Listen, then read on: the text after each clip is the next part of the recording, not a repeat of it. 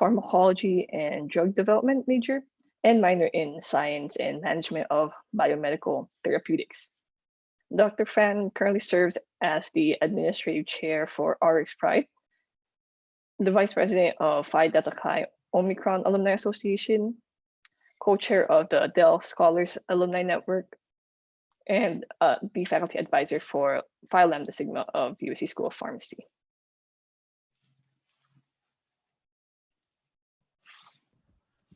Okay, and so I'll go ahead and introduce our second speaker, which is Hyacinth Ruiz. She's a final year pharmacy student from Roseman University. After graduation, she hopes to obtain a blended residency program that emphasizes ambulatory care so that she may pursue her passion in providing care to underserved populations. She previously served as the vice president and president of the LGBTQA Student Association during her time in Roseman to foster awareness and better understanding of issues that face the LGBTQ plus community. She wishes to ensure that the future healthcare professionals of her school may be able to provide excellent care to the community.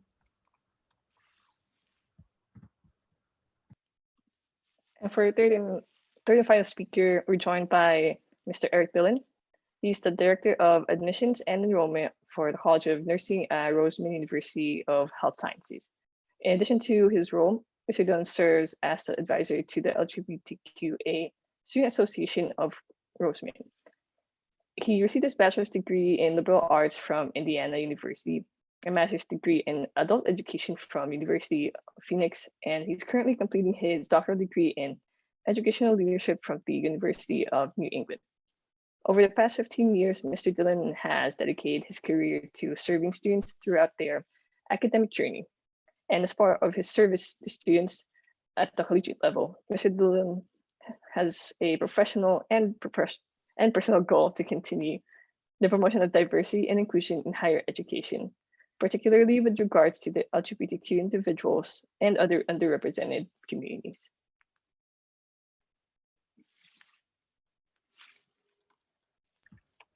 Okay, so we're going to go ahead and get started soon with the questions for the panelists. I just want to thank everyone who filled out the pre-survey link so we could compile what questions a lot of you were interested in.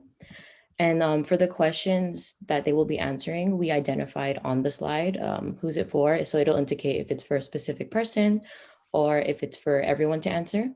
And if during the presentation, any of you have questions, just from the audience, if you have questions later on, we're going to try to answer them at the end if time is permissible. So we'll go ahead and start with the first set of questions.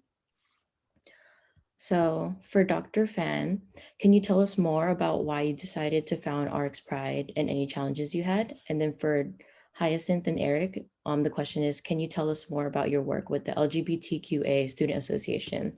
And with that, we'll go ahead and start with Dr. Fan. All right, I want to thank you, Pharmacy Legislative Week, and this specific committee for having me here. I'm really grateful.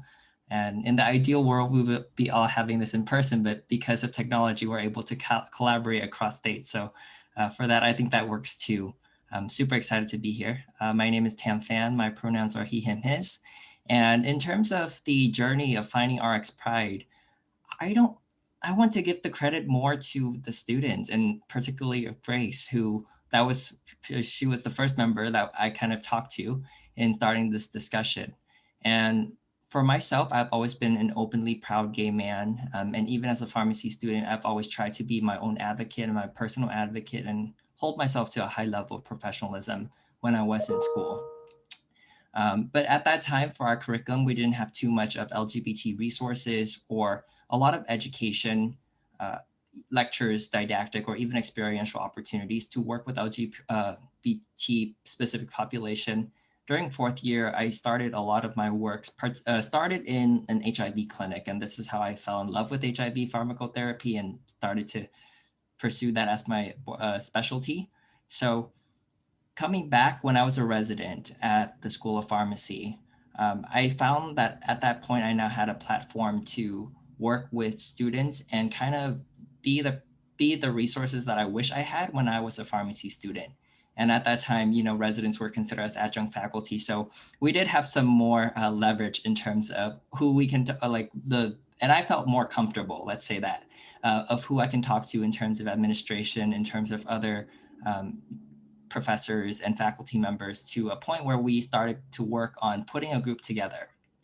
And, one of the first, originally RX Pride was founded more as a social support group, and we established RX Pride as an affinity group, which is different from recognized student organization at the USC School of Pharmacy. And it was mainly originally intended as a safe space and to provide resources, because we know that going into graduate school is already a challenging transition, particularly even for 2020 students, right? This is now more of a virtual transition. It's a challenging transition, but we also know that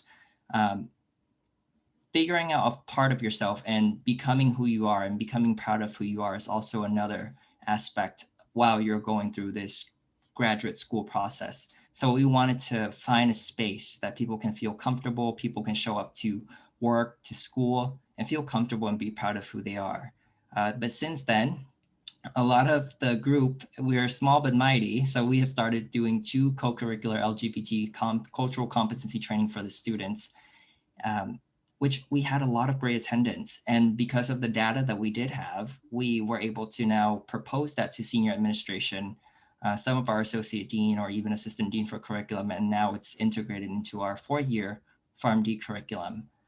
In terms of challenges, I do want to say that originally from the beginning, because LGBTQ, it's not a trait that can be so apparent right from up front. So a lot of the discussion is to make sure that people are comfortable with being sort of the face and being able to represent RX Pride. So a lot of the initial discussion was one-on-one. And, the ultimate question that I always end up with still is, are you okay if, we can share you as, let's say, the first year representative for RX Pride? So a lot of that has to be done with informed consent, because we don't want to out anybody. So a lot of it was just making sure that we still remain to our goal of keeping it a safe and comfortable space, while we do, mission to educate the community and doing more civil service types of activities. Mm-hmm.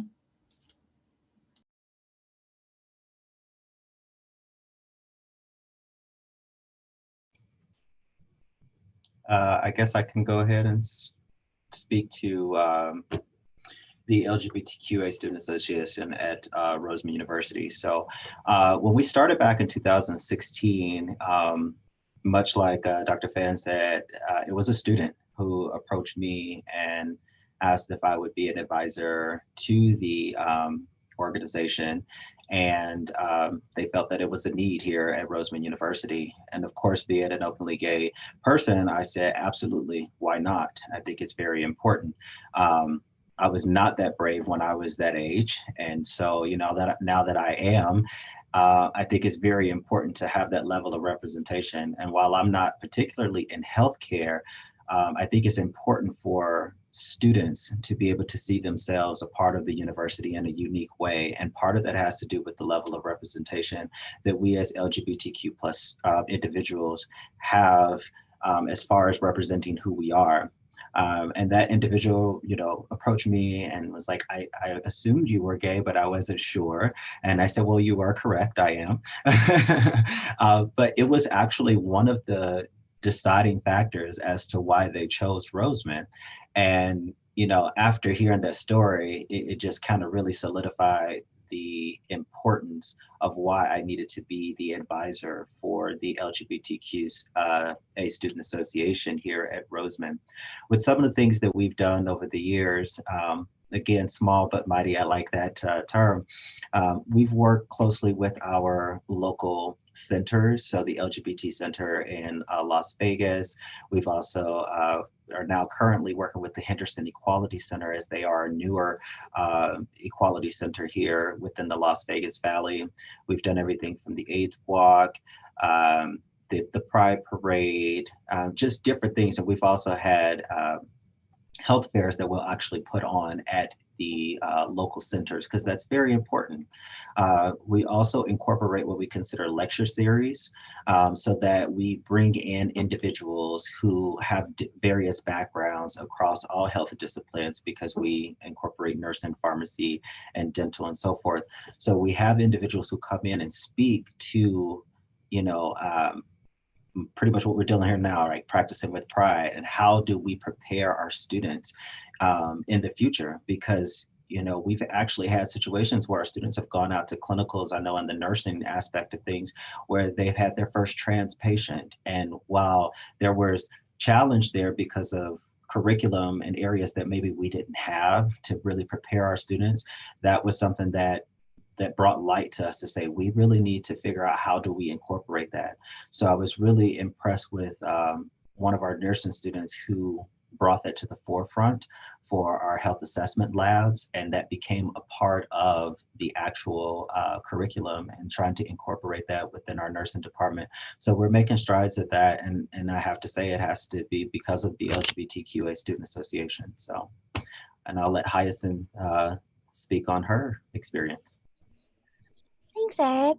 I think Eric really gathered the comprehensive review of what the LGBTQA Student Association has accomplished in the past few years. Like as a quick reintroduction, my name's Hyacinth, and my pronouns are she, her, and hers. And as for me, I joined in 2018 during my first year of pharmacy school. And from my understanding, the organization had just crossed over from nursing. It started in nursing, but was brought over to the pharmacy side. And so for me and my contributions as vice president and president, I have done my very best to help organize events such as the health fairs that we put on in the center here in Las Vegas, as well as providing even informal lecture series. Besides inviting speakers to come to our school and to present to students, I would oftentimes try and host little mini sessions of discussions where we talk about what is sexuality, what is the gender identity and spectrum, and what are some considerations that we need to have or that we can keep in mind when we go out into a field and practice as up and coming healthcare professionals. Because I remember having a very unique experience during one of the health fairs with at the Center for LGBTQ, where one of the patients who was transgender said that they haven't seen a doctor or a healthcare professional in years because the last time they were there, they were constantly misgendered. They weren't respected as their identity, and they were dismissed as who they were as a person, that they were just ultimately not at all interested in hearing anything that the doctors had to say for them or receiving any care from them because they as a person was just not respected.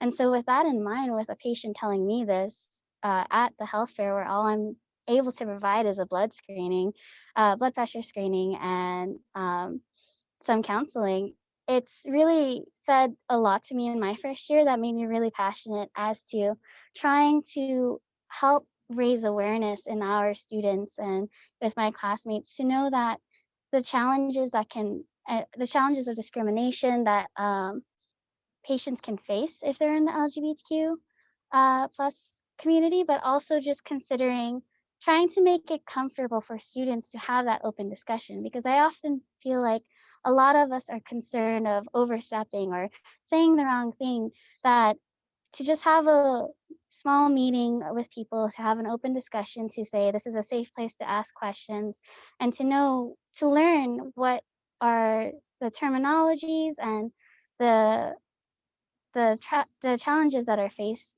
in the LGBTQ plus community. I think it was a great first step with that. So in addition to everything that Eric has said, that's ultimately where I tried to play a role and to just try and bring awareness to my classmates, to my school, and hopefully with our events and everything that we've done thus far, we've been able to make some impact and just raising awareness so that maybe even if it's something as simple as introducing ourselves with pronouns or including it in our email signature letters, that is just even a small step that I think is something that we have contributed in our school.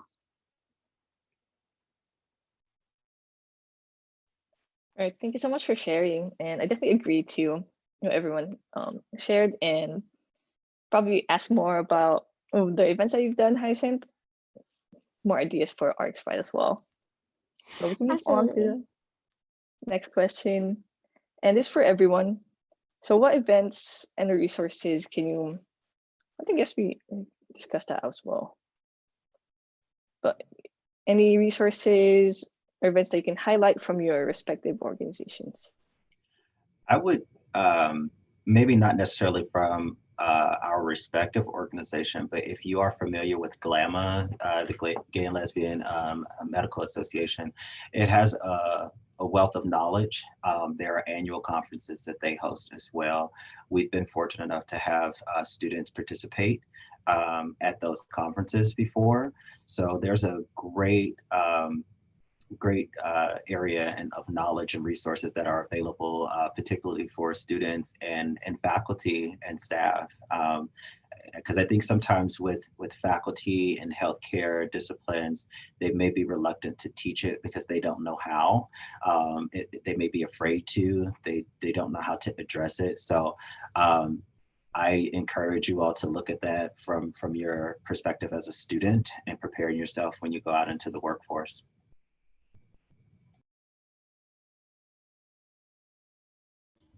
Yeah, I would also like to add on top of what Erik has said about GLAMA, there are also other organizations, national organizations like the HRC or the Human Rights Campaign, the Fenway Institute, there's a variety of LGBT organization and resources that we can now find online, gratefully, because of technology. A lot of them also have just, continuing education that if you're a healthcare professional, you do get continuing education credit for. So that would be another thing that I would advocate for. So part of the new, because at USC, there's also the Keck Medicine Associate Enterprise. And one of the initiatives they're trying to launch right now is actually their gender health program, similar to what they have across town at UCLA in our state. But one of the initial, considerations is to make sure that all their healthcare providers, along with their front staff, are educated and competent in working with gender diverse population or LGBT population. So they're actually encouraging, their staff to be in this program that take the 5 extra continuing education units so that one, it meets their CE requirements, but also just to make sure that there's a level of competency before they go to work with the clients.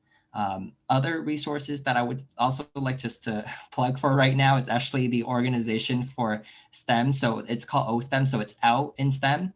And then the National Organization for Gay and Lesbian Science and Technical Professional. It's a long name, but abbreviated as NOGLSTEP. They're actually having their annual conference, their joint conference this year. And it's actually, I think, November 12th to 14th. And there we can also find a lot of LGBT and queer individuals who work in STEM, who study in STEM to contribute their findings and just be in a place where, there are similar people who have similar backgrounds and interests in advocacy as well, on top of their professional careers. I think Erik and Tam, Dr. Phan, I don't know what you would prefer actually to be referred Either way. Either way, okay. Yeah, I think the two of them really cover the resources I was aware of. I know from like a quick cursory search, actually, CDC lists a lot of those resources all together in a nice, neat place to research. So admittedly, they have listed all my resources that I had in mind. But I think in terms of events, perhaps something even as small as fundraising for charities or if you know any local institutions, that's something that can always be done to try and help progress LGBTQ plus care. One of the things that we did at during my years at Roseman was a lip sync battle fundraiser, where we were able to fundraise over $300 in simple performances from the students, where we would have lip sync battles and we were able to fundraise like over $300 to donate to the center here in Las Vegas. And so something as simple as that of helping in your local area and contributing to LGBTQ plus care is something that we can do in terms of events in addition to like health fairs and such.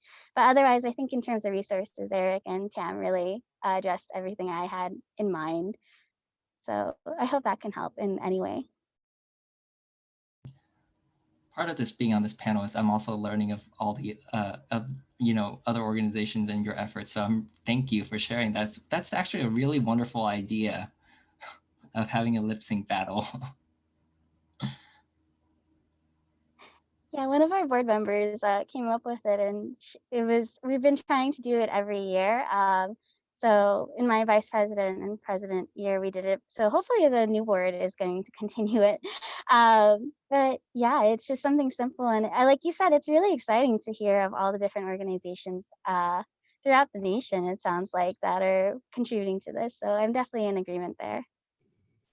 I even told our board this year if they bring it on, I might, just might, do a lip sync performance in drag. We were thinking of having a drag show as one of our, fundraising idea, but we said, okay, are there other events that we can do? But then COVID happened, so that was one of our main limiting factors. Yeah, we also marched in the Pride Parade, so I think a lot of it built the camaraderie that was needed for our own cohort, and then being able to use that to share the work that we do. And then on top of that, we were able to do some cultural competency training for our students too.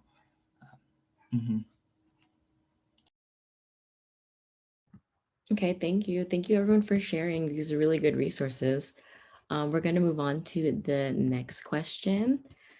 And so this one is for Erik. So as an LGBTQ plus patient, how would you prefer to be treated and respected by your healthcare providers, especially pharmacists? So this is, I actually love this question because I think back to prior to coming out and being comfortable with who I was. One of the things when you go to a doctor or pharmacist that they have these, just general assessments, asking you general questions, standard protocol. And a lot of times they're trying to get information from you to better assist you. But we're oftentimes apprehensive because we are afraid of whether or not the healthcare provider is going to be negative towards us, discriminatory, just have a negative experience. And it's something that I think we as LGBTQ plus people have to, do our best to get over, and it is not very easy, but we have to realize that that our healthcare provider is there to assist us. But with that being said, it's about being open, being respectful. I guess I would recommend that as a provider, getting into the habit of how you would like to be identified when you're addressing your patients is a good starting point. You have to really turn off whatever your personal thoughts and beliefs are about who LGBTQ plus people are, because you have an oath, if you would, to care for a patient and see them through health. And so this isn't a time to impose like your personal thoughts and beliefs. It's about whether or not the how you can help that patient. So I want them to be open and honest with me about where I stand with my health care. It's a lot. It's a variation of things, and it can be situational, depending on your health status and so forth. But I would say definitely being treated with a level of respect, thinking about asking questions about how do I want to be identified, and refrain from your own personal beliefs and thought processes about LGBTQ plus individuals, so that you can ensure that you're maintaining proper health care for the patient, because that's going to be very important. And I think it's going to open the door for them to be more honest with you. And personal experience, sexual behavior is probably one of the biggest things that people will ask. And I was like, I can't talk about that, but it was important because you have to think about risk factors and, on so many different levels. And if you're not open and honest with them, then that's going to be a challenge. How can they provide that adequate care? So as a provider, you have to find ways to kind of chip away and open that door. And part of opening that door is being accepting to a certain degree.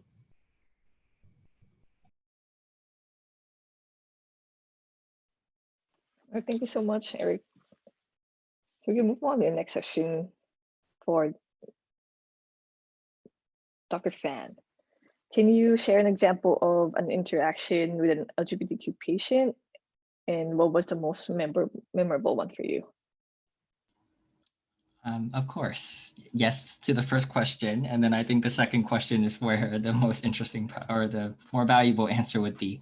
Because I do work at the Los Angeles LGBT Center, and our organization started back as a social organization. And our health services started as a response to the lack of government response in the 1980s HIV epidemic. So in terms of memorable experiences I've had many. And I think it's special, one, as a provider, that I come in because I am, in the LGBT community, that I come back to serve for the LGBT community. So that's very rewarding and valuable for me.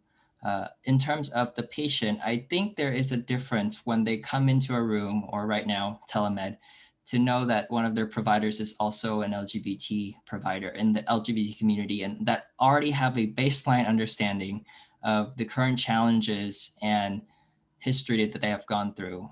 One patient that currently some of the services that I offer at the center as a clinical pharmacist is in terms of HIV and pharmacotherapy and adherence management. That's a big part of it. The other services that we are recently starting is looking at in working with the LGBT population, you're working with the whole person. You're not specializing in one disease.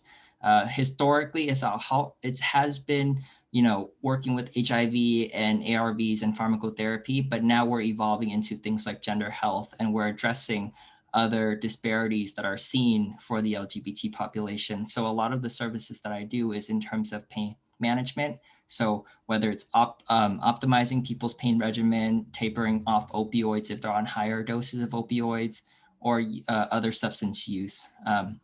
So one of the services that I start is more of controlled substances stewardship at the center. And the aim of the program is not to, taper anyone off rapidly, because we know that tapering is a shared decision-making process. But the first step that we do, the way that we approach it, is an informed consent model.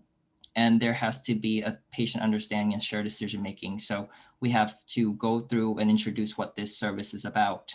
And the patient really shared back with me that they are so happy that, our center is now starting this program, because in the past, they had a lot of safety, they had a lot of medical mistrust, they had a lot of concern for their medications that are being taken away. So I do work with clients who have been on long-term chronic opioid therapy. And even in that realm, there's already a lot of stigma, i.e. these people are addicts. These are clienteles that may want to start trouble, or they're misusing drugs, for example. But now you're adding on an LGBT identity onto that, which is only a subsection of one's in identity. There's multiple intersectionalities. But that patient had a lot of prior negative health experiences, of which then the notable one is a nurse from their previous healthcare institution actually called them off of business hours on their personal cell phone to say, hey, I have a thing for trans people. Would you want to go out with me? Or else I think I can't continue your opioid therapy. For someone who's in severe pain and need opioid therapy, they will need it, right? But because people already had a lot of prior health negative experiences, and this can go anywhere from checking in at the front staff, where for people who are gender diverse, they could be misgendered, using the wrong pronoun, for example, using their dead name. That's traumatic for them. And then all the way going to a nurse check-in to get their vitals. Their health information, which is private and it's confidential, is being exposed to a variety of people. And this healthcare process is more than just one person handling their care. So at any of those stages, these people can have a lot of opportunities if not provided the culturally sensitive and appropriate care. So that patient got that nurse call, and at that point they had to say, well, either I go out with this nurse to continue and get my medication treatment, or I go to a different provider. And at that point, that's when the patient transferred to us as their healthcare provider, because they know that we would not be doing these types of unprofessional services or disservice to them, really. So that's a memorable experience. And then that was more, significant, I guess. But every day I continue to work, and I'm a liaison between the pharmacy and the clinic. So when I do pharmacy dispensing, a lot of the times the feedback, which is brief but very valuable, in that, we are providing the care that people feel safe. They feel safe. They don't feel like they are being judged, for example, for being on PrEP, because I've had prior patients who have told me, the moment that I said I wanted to get on PrEP, the system automatically flagged me down as a high-risk sexual behavior, started the entire protocol of talking about high-risk sexual management. And then, or another person shared with me that because I came in and said I was a gay man, they automatically offered me PrEP right away. And I was in a long-term monogamous relationship with an HIV negative person. So a lot of those stereotypes and assumptions have to be dispelled, and we kind of really want to treat the patient where they are. And particularly in working with gender diverse patients, I don't know if anyone on the panel or the audience have ever heard of trans broken arm syndrome, and which is basically talking and associating that their healthcare needs is all because of their transness.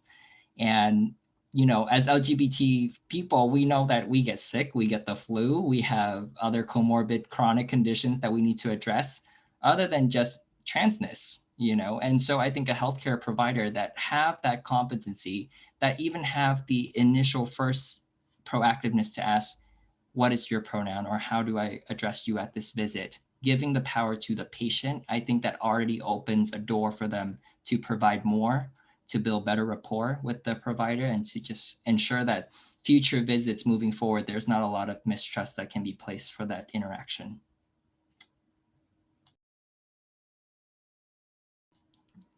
Thank you. So thank you so much for sharing that. It's definitely very memorable when you see people experience things like that. So for the next question, so I know it does say specifically for Haya and Dr. Phan, but Erik, you're free to also put your input just because you have experience with school, like with the school as well. The question is, what did you learn in pharmacy school in regards to LGBTQ plus health, and how could the curriculum be improved? So for me at Roseman, in our pharmacy program, really when we focused on LGBTQ plus health, it was at the end of our second year during men's and women's health block. And so in this one, we talked a lot about like PrEP and PEP, and management of is integrated with um, management of some disease states like HIV, as well as um, a little bit of transition therapy if anyone was going to get hormonal transition or hormonal agents to assist with transition. But admittedly, it was about a day in our curriculum, which, to be fair, in a 2-week program, or a program that focuses on 2 weeks per block, that was, to be fair, a fair amount of time spent for it. But admittedly, in my opinion, I wish that our curriculum would interweave LGBTQ plus health in various topics, because as I believe Dr. Phan and Erik have mentioned, a patient who's of the LGBTQ plus community is not just a single disease state. It's not just related to a single topic or a single issue. If you think about it, there's a lot of things that LGBTQ plus patients might experience. For example, mental health is a very big consideration in the LGBTQ plus population.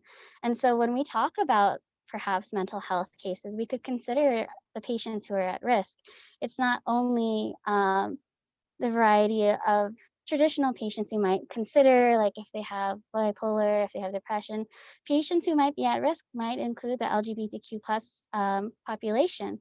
And so for us, if we had that integrated into our curriculum, whether it's in our clinical practice OSCEs, where we do our patient interviews and patient workups, if that was just a mention on the case that the patient is of the LGBTQ plus population, I think that really allows for us to look at a patient holistically, not just as a single, not just as their sexuality, not just as a disease state, but really considering the whole patient. And I think that would really lend itself to clinical implications and how to care for patients in the real world, because it's not black and white. And we talk a lot about intersectionality, because patients are not just of the community, but they might have different experiences because of their race, of their religion, of their economic status. There's so many things that make up a patient that we need to consider holistically. So I wish that in our curriculum it had been more integrated throughout that. And I believe I mentioned that because our school is fortunate enough to allow us to provide feedback in terms of evaluations. And these tend to be really considered and implemented throughout the years. So I hope Roseman will do that in at least the pharmacy side going forward. But as for in terms of learning LGBT things related to LGBTQ plus health, it was really left to a single block. And if we wanted to explore more into it, we could take a third year, or I'm sorry, a final year rotation, perhaps in LGBTQ plus health at either the Vela pharmacy or Dr. Madison's clinic at the Huntridge Clinic, and that's an option. But of course, that's only one selective one, and you have to get that selective in a spin. So it's kind of by chance. It's not guaranteed, and you have to weigh that against your other options. And so, with that in mind, I wish it was just more integrated into our curriculum, and that we considered patients not just as a single at the very end of the year kind of idea, but rather they might be seen throughout the whole program. So that's my experience with our curriculum, at least.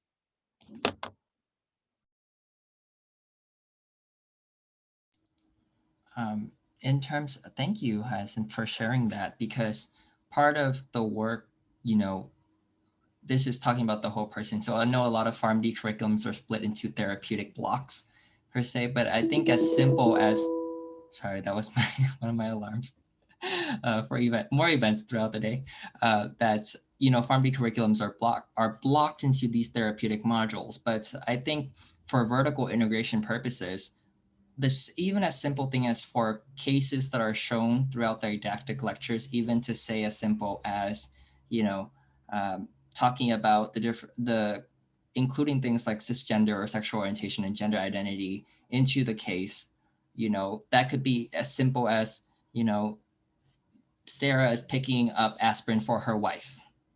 You know, I think as simple as that is already exposing or showing the students that, hey, you're going to be working with a diverse subset of population, not just, you know, this person is of this race, of this, and they're already predisposed to certain disease states.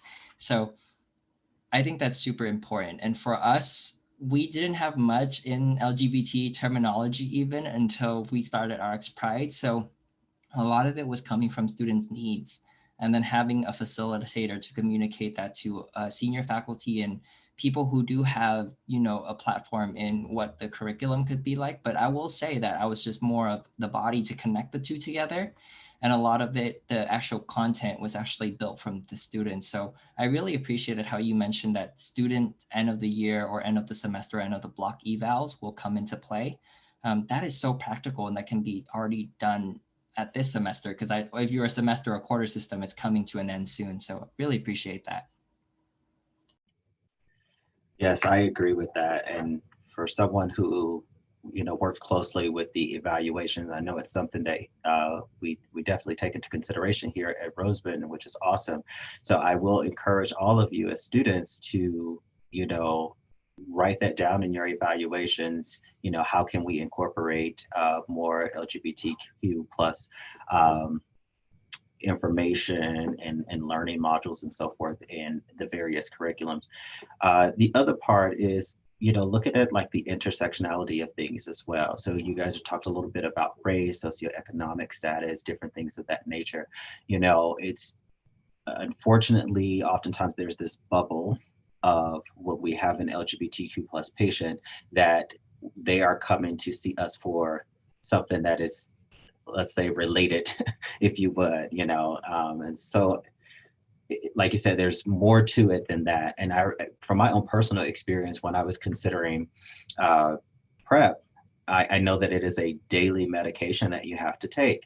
Well, I also have high blood pressure, and you know, for me, I'm thinking, what does that do to my body? You know, how do those drugs, you know, interact with one another? Are there additional side effects? So it's different things that we have to think about when we're talking about, you know, various medications and things of that nature.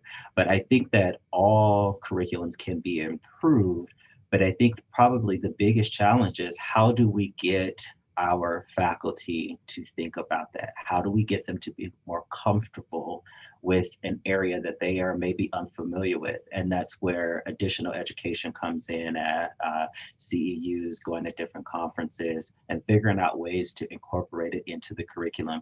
And again, you as a student have that ability by putting that in your end of course surveys every single time. If you feel like there is an area that you can incorporate some sort of LGBT module or learning opportunity within that class, figure out how to do that and add that into your evaluations, because as they're reading that, it's going to become a situation where they keep asking, we got to figure it out. So almost put the pressure on them.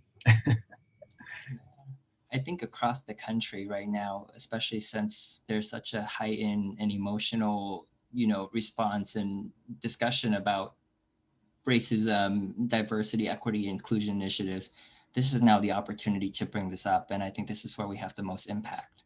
I know a lot of national, institutions throughout the country are just implementing 5-year diversity initiative, plans, which at USC, there actually is now a chief diversity officer hired at the central university level.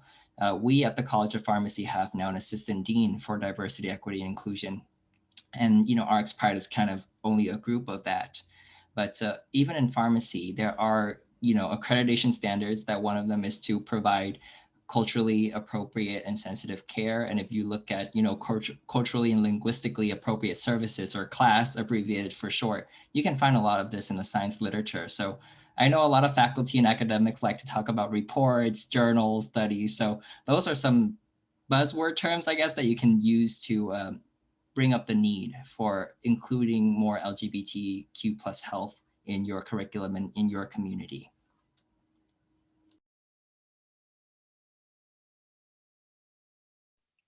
Thank you so much for sharing. We'll move on to the next question, which is also for everyone. So, what are some of the difficulties or any form of discrimination that you face in your field? I'll talk a little bit about it. For me, I mean, discrimination, I get it from multiple ends. I am a Black male, I am gay, I come from the inner city originally. So there are situations where I can encounter any form of discrimination. And in my mind, I have to decipher which one is it today. And that's unfortunate. Now, this is not anything that I've experienced here, particularly at Roseman, but just in life in general and in previous experience and working, or even an experience, where you go into a healthcare provider or just variations, job interviews, all sorts of things. So I face some very difficult discrimination, but luckily for me, I've been able to, overcome it and kind of not necessarily overcome it, but I've learned how to handle it the best way I can without being so irate and so offended and hurt. Not that it's okay for them to do what they're doing, but it's about how do I maintain my composure to an extent where I don't put myself in harm's way. I've always had a sharp tongue as a child, and I continue to have that.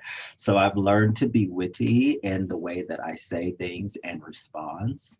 I'll give you an example from a previous institution. I was working with a student over the phone, and we were going to meet to discuss their academic plan. And they called me from the front desk and they're like, oh, your appointment's here. So I go out, and as I meet them, I say, hi, my name is Eric. Nice to meet you. And their response to me was, oh, I wasn't expecting a Black person. And then it got better, if you would, because they say, oh, Erik Dillon, that's such a white name. And I was like, oh. So me being the person that I am, I said, well, I sure can dance and sing well. That was my way of just, and that went totally over their head. But it was one of those things that, I'm here in a professional setting, so I can't get upset to the point where I want to, yell and scream and things of that nature. But I'm going to be professional. I'm going to take care of this individual like I'm supposed to, because my job is to help them with their academic plan. And those are things that you guys will have to deal with at times, as patient providers. Someone may look at you and say, I don't want you to care for me because you are gay, or because you're Black, or because you're Asian. You may have that situation happen, and you have to figure out, how do I swallow my pride for a hot second so that I make sure that I do what I'm supposed to do as far as my profession is concerned and move forward. And it is very challenging, but as you go through those experiences, you tend to learn how to navigate them accordingly. Yeah, if I could add on to that, it wasn't I experienced something similar, although it was not directly targeted towards me. But at the beginning of this third year, or my final year for me, when I started going on rotations, it was the first day of my institutional rotation where I went to the hospital, and I was just in the lunchroom during break, eating lunch with a technician that I didn't really know, but I knew I was going to be learning how to work in the IV room from. And the TV was on in the break room, and there was a commercial for PrEP.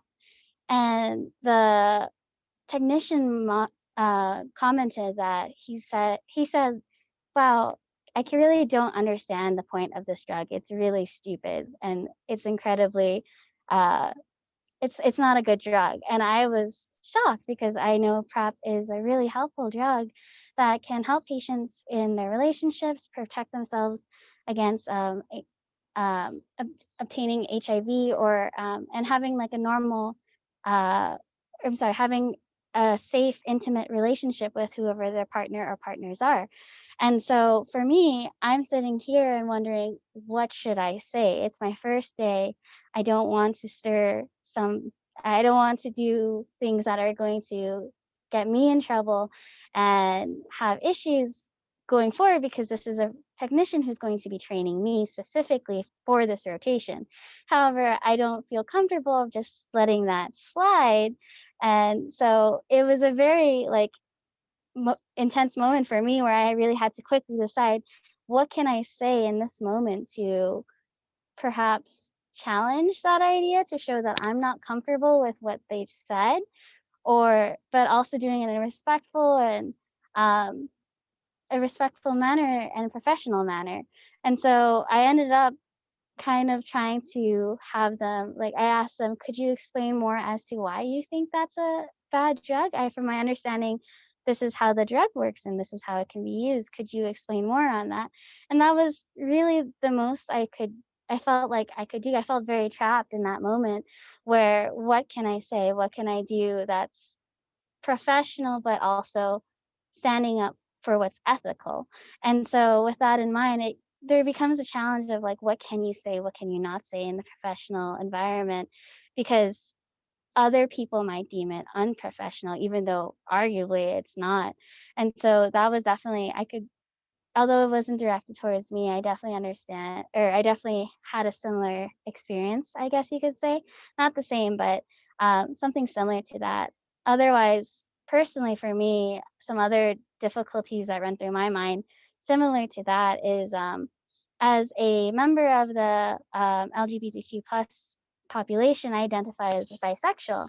And so it's easy for me to pass, and there's ideas of bisexuality, and it's easy to there's certain discriminations with bisexuality that are unique in its own right. But going into interviews where I want to apply for residency, I never know what to say if someone's going to ask me, "Oh, I see you were part of the LGBTQ plus community. Could you tell me more about that?" I don't know if I can say, "Oh, I'm actually part of the community, and so it's close to my heart, and that's why I wanted to be part of it," or should I play it safe and just say "Oh, well, I feel like the LGBTQ plus community has an important role." And so even though there's, of course, rules and laws that you're not allowed to discriminate based on sexuality or religion or anything that's mentioned like that, is still, I have that worry. I have to carry that concern of, can I say this in this environment? Will I be safe to say it, or will I be judged or impacted by it? And so at this point, I have decided that I'm going to be open and honest if I feel like I want to talk about it. The same way I feel like it's okay for people to say like, oh, I'm a mom. I'm a proud mom of like 3 kids, or I have a lovely relationship with my husband. I should be allowed to say something similar to that effect if someone asks me, tell me more about yourself. And if a residency program is going to judge me based on my sexual orientation, then maybe that was never the residency for me, where I don't want to be judged as that person just because of who I love, then that's probably not the residency for me. But you can see how there's those challenges of, I have to grapple with this, I have to carry this fear. And so for me, in my field and in my experiences, those were 2 big challenges for me that I've had to consider throughout this year thus far. But that's kind of what I have to offer for that at this time. Thank you so much for sharing that. That was, and thank you for being brave and sharing that information. Um, I'm a proud father of 10 plants. It's part of me working from home now that I bring nature indoor. I would be proud to say, but I'm also a proud gay man. And I'm also a proud gay man. So on top of that, I know we're running short on time. So I want to say that, a lot of career making decision capacity is done through many steps. It's not being done as one big step to say like, I want to go to pharmacy school. You have to disclose sexuality or orientation then, and then applying for intern jobs, and then applying for residency program, and then applying for a job. As you can see, a lot of these things are happening throughout our lives. It's not just a one-time coming out like, I'm here, because every new person you meet, you may have to come out again and again. And it may be coming out in terms of your sexual orientation. It may be coming out of your gender identity. It may be coming out of other aspects of your identity that are intersexual and make up who you are. So I think a lot of it then comes down to, I don't have as much as drastic discrimination experiences per se, but things like ageism, I do get a lot of like, wow, you're so young to be a faculty member. You're so young to be a practicing clinician. I get that, which is like ageism.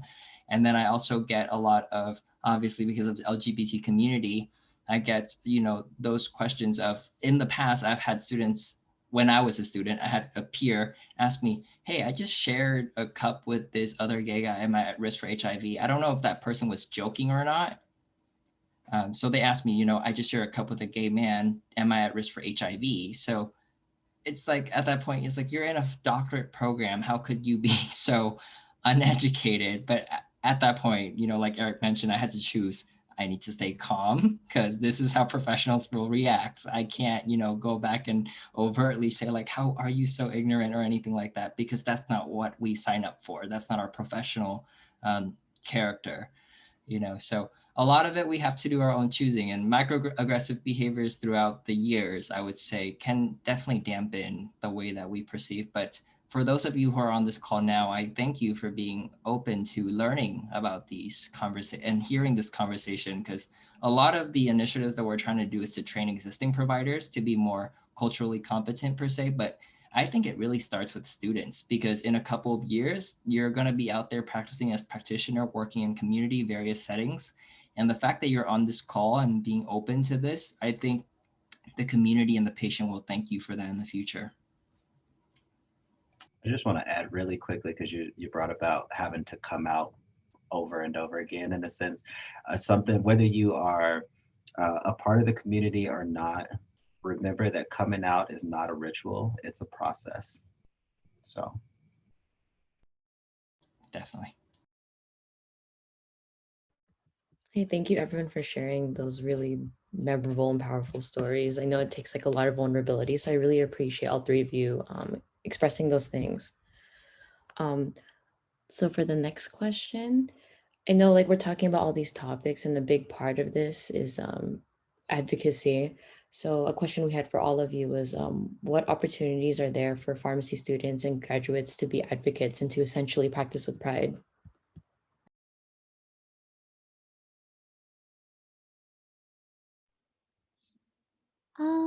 So I feel like, just personally for pharmacy students, in my experience, it's very easy to practice with pride even in your day-to-day community rotations or hospital rotations. You never know when it might come up when you can have an opportunity to share maybe some knowledge or experience that you have with other healthcare professionals or with other people, I guess you could say.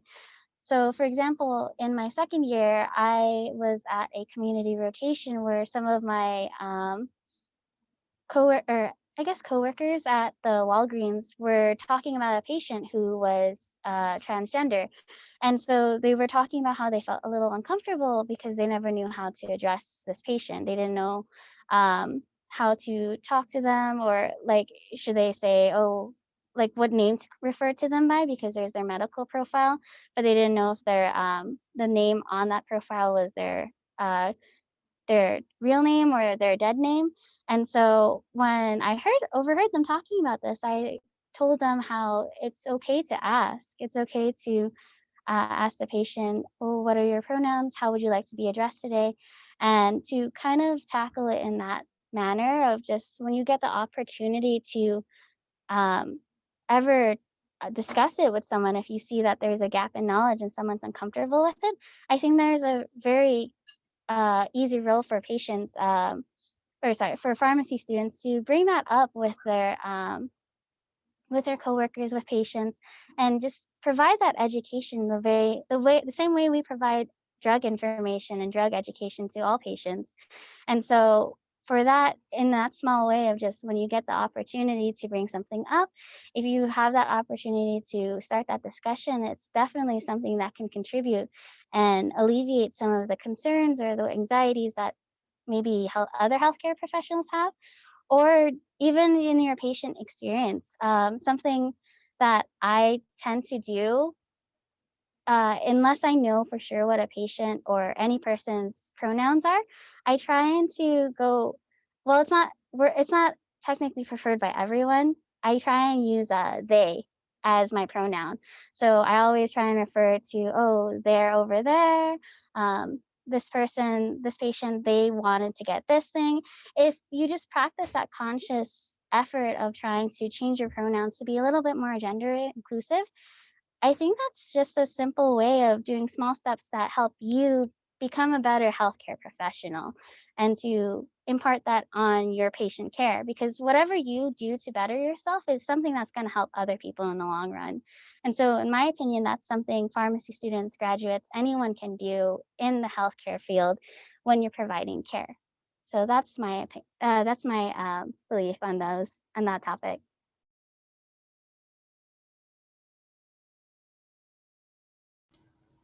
Eric, do you want to go? I just want to give mad props to Hyacinth, and just I don't know how else I can top on that other than start with self-education and being and learning. I think that's a very good coat of armor for individuals who are in the community ourselves. So thank you for sharing that. Yeah, that was wonderful. I would just add, as you all graduate, uh, give back and come back to these, communities in which we're in right now. Make sure that what you learn, don't keep it to yourself. Utilize that information in your own practice with your colleagues, and take some time to volunteer to come back to your respective institution and put on presentations as such so that you can share that knowledge, because I think that's important.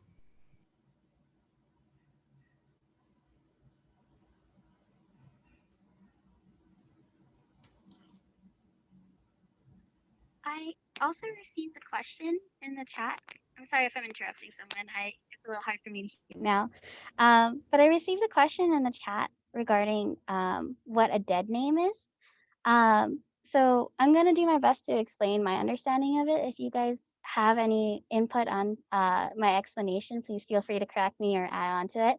But in reference to a dead name, sometimes patients or any person who feels that their gender identity does not conform with their gender assigned at birth, if they feel like it doesn't match who they truly are, their real identity, sometimes in order to alleviate their stress and those concerns of not feeling like their identity matches who they are, they'll change their name to something that they feel more accurately represents them.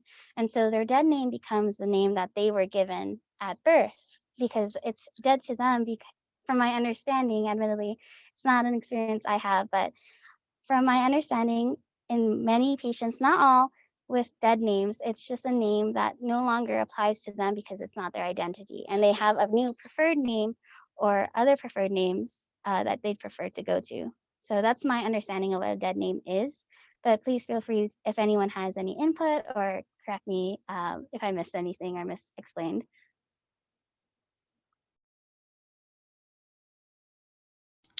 I think that's a wonderful explanation. I also just want to make sure that's, yeah. So in the current system we have now, I feel like a lot of sexual orientation and gender identity are associated with the sex assigned at birth, which is, sometimes often assigned to you by that healthcare professional who's doing the actual delivery.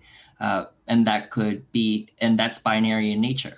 A lot of the cases that we do have in terms of intersex, for example, sometimes parents then make that decision for the child at that time to say, do we want to assign this person to be a boy or a girl? But growing up, we do see some of this dysphoric feeling for these individuals. Now they're coming into their true gender identity, which is the gender identity that they identify with. And so at that point, they are in transition. And in terms of transitioning, it comes at a multitude of points. There is social transitioning when they're coming out or coming. And this is also similar to coming out, where there's multiple aspects. There's social coming out, there's social transitioning, where they have to come out to their friends. There is legal and administrative transitioning, where we're now changing names from, let's say, something like Mark to Michaela, for example, that's on their legal paperwork, and transitioning from male to female, let's say, to get certain coverages of hormone therapy being covered by insurance. And then there's also potentially medication and surgical transitioning. So in transitioning and working with gender diverse population, there's a multitude of things that we have to take into consideration for. Okay, thank you for expanding on that and answering that question. I don't know if you guys can see right now, but we have the Pharmacy Legislative Week slide up. So April was able to come in, and we wanted April just to talk a little bit about that.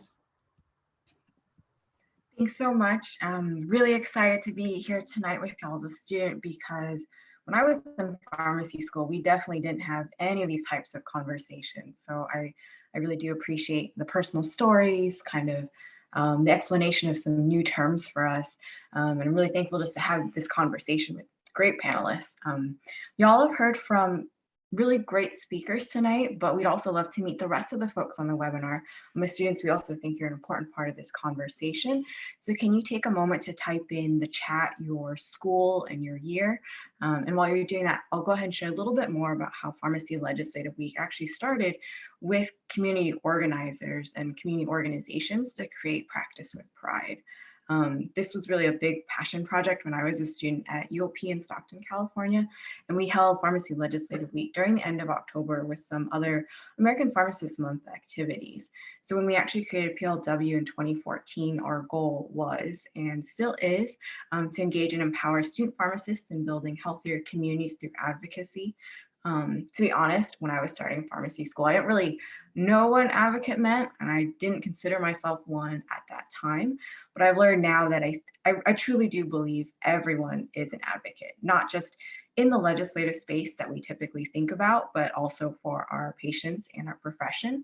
And I truly do believe in the collective power of y'all as students and ourselves as pharmacists working with patients and our communities and their caregivers to really bring about positive change for the community. And because we are one of the most accessible healthcare professionals, it's really critical that we practice with pride. Really excited to see some previous PLW reps in the chat, as well as folks from my alma mater. On the next slide, I just want to talk a little bit more about some statistics to kind of put everything into context. You've heard a lot of these personal stories, these experiences from our speakers tonight, and it really goes to show you how legislative advocacy has progressed. But honestly, the LGBTQ+ population still faces so many health disparities. A survey found that 16% of LGBTQ plus Americans reported facing stigma and prejudice and are as a result less likely to seek care when needed. And Pharmacy Legislative Week works with RX Pride at USC, Operation Pride at UF, and a lot of other affinity groups to really bring this community to the forefront of our focus. And our student committees have created this infographic about health concerns in the LGBTQ plus community who do actually face higher rates of cardiovascular disease, suicide, as well as HIV and AIDS and other common disease. And we as pharmacists can really fight discrimination in the healthcare setting to create a safer space for patients. So again, want to thank you all for joining events like this. This is really the first step towards practicing with pride. We do encourage you to continue this conversation. So if we can jump to the last slide, I just want to share some additional ways to be involved. Also a plug again for the post-event survey, just to give some feedback to the students who put this together. We are doing another raffle for this. And then on the next slide, just want to reiterate how, as our speakers have mentioned, there are so many ways to continue this conversation on practicing with pride. You can really start or support an affinity group. Actually, Janelle or Grace, do you want to talk about the post-survey and raffle real quick? Or if you go one more, yeah, so thank you to everyone who filled out the pre-survey. So it was really helpful and informative when we were putting together this event. And so with that being said, we did do a post-survey just to think of ways we can improve for the future and make sure we can continue having really good events like this. As for the raffle, we did put the names down from everyone who signed up in the pre-survey, and we went ahead and already just randomized them. And so we actually do have the names from the random name generator. Should we do it right now? Is that what's going on? Yeah, let's go for it. Okay. So the winners are, and I'm sorry if I pronounce your name wrong. Okay, so the winners are, is it Kaylin Pasasio Bales? That's the first one.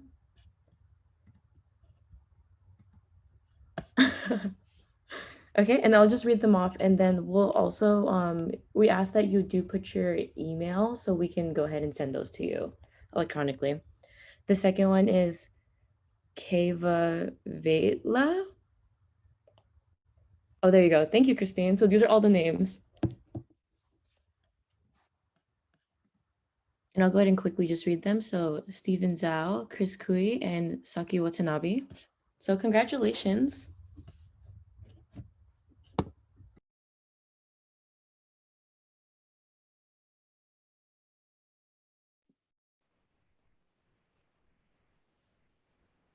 And as a reminder, one person will also be chosen from the post survey. We'll just shoot an email to y'all. Or actually we can, if you fill it out right now, after the last slide, we can pick the winner because I don't think there's an option there for emails.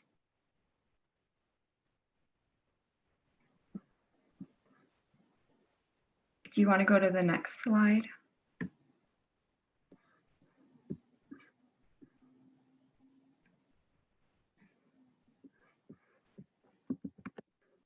Great, thanks. So again, just thank you so much to everyone who's participated. The link to the post survey is in the chat, but Christine can post it again for folks who want to fill it out right now. As Dr. Phan, Erik, and Hyacinth have mentioned, there are a lot of ways to continue this conversation. You can start or support an affinity group like Operation Pride at your school, and that's through APHASP, but there's a lot of other organizations out there who are doing some great work too.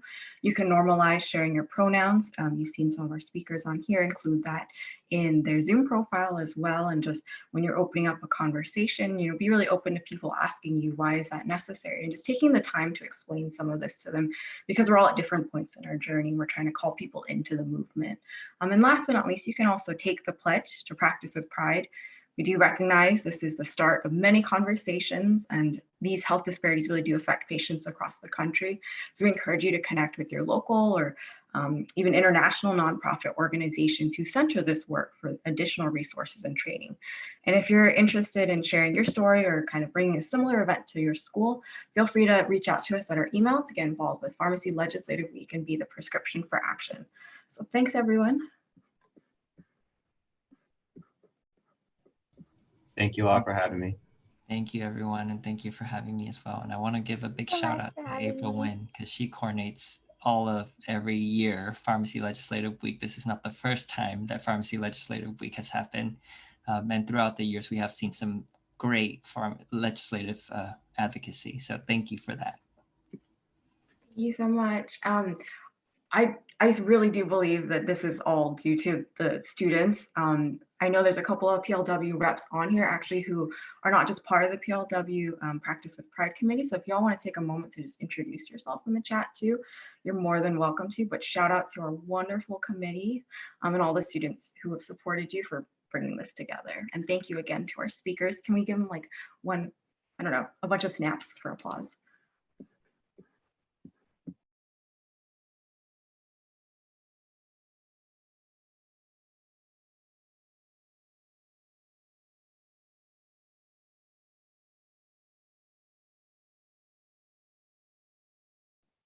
Thank you guys so much. It was amazing.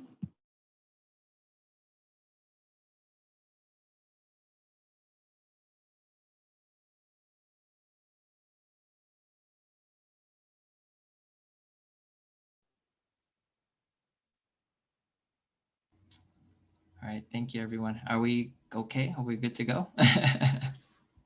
Yep, we're good to go. Thank you. Thank you. I'll see everyone later. Thank you. Please feel free to reach out to me if you have any joining. other questions. Okay, have a good day. Thank you.